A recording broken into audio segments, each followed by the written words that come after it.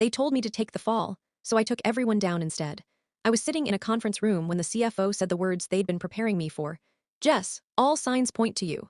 $80,000 missing, and my manager, Tony, sat across from me smiling like he'd already buried me. HR called it a test of loyalty.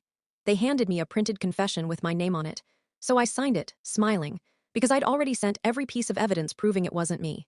When I started at Reynolds Financial, Tony treated me like a prodigy. Just routine transfers, he'd say. You'll get used to it.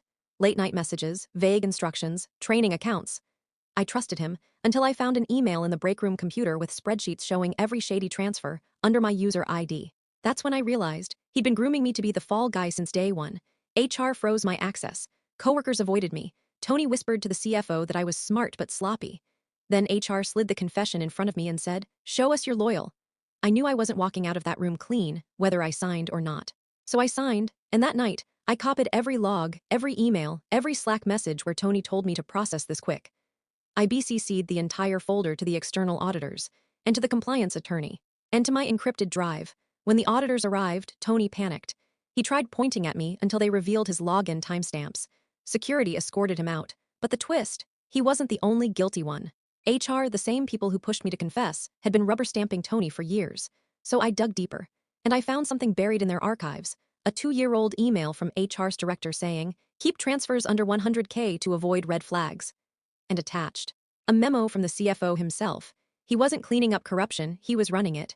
Tony and HR were just tools. I was the disposable scapegoat. That's when I called someone I trusted, an SEC investigator I used to work with. She told me Reynolds Financial was already under quiet review for laundering.